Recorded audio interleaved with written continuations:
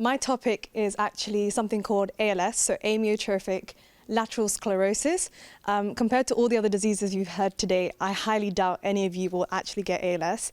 And if you don't know what it is, on the next slide, you might see someone everyone knows, Stephen Hawking. This is actually the disease that he actually has.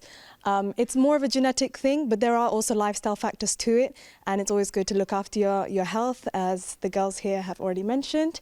So, as it says, it's to do with your neurons degenerating, and as you can see with Stephen Hawking, you lose voluntary muscle control.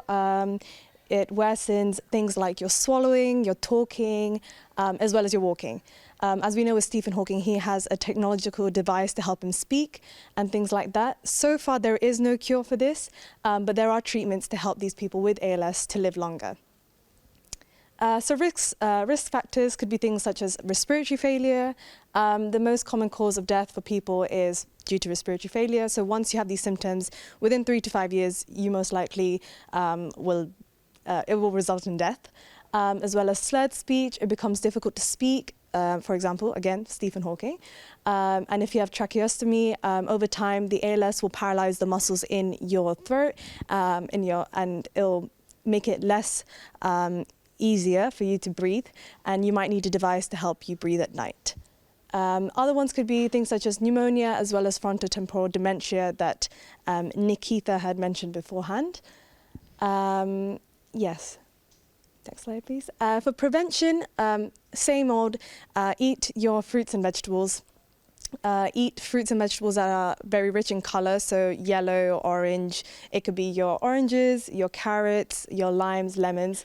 It's being correlated with high fat and glutamate intake, as well as oxidative stress can result in inflammation. So having these carotenoids, so these are your bright colored fruits, are really good for delaying this damage to your body. And it also involves the inflammation and destruction of your muscles, and can result in the inability of it to contract. So again, having carotenoids can help prevent neuroinflammation. Again, economic importance, it's not as a big of a burden as other diseases which are more common in society. However, because it relies on a lot of technology, it does cost quite a bit. It can get up to $69,000 in places such as Denmark, and it's probably the most expensive in terms of neurological diseases, with things such as financial support for families and things with technology, basically. Social importance, there's not actually many big clusters of this disease. You'll only find it in places such as islands known as Guam. However, there is quite a big population of people with this in the Midwest in the US.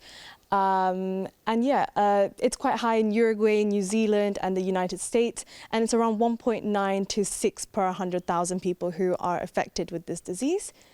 Yes. And my case study was on an island known as Guam.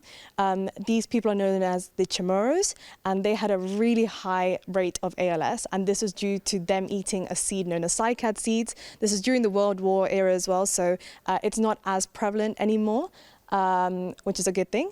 It used to be the epicenter for ALS, but nowadays people know how, their habits and what to eat and what not to eat, so its prevalence is a lot less. Yes, and the incidence rate, as I said before, is around 1.6 normally, but in Guam it used to be 7.5 to 100,000 per year.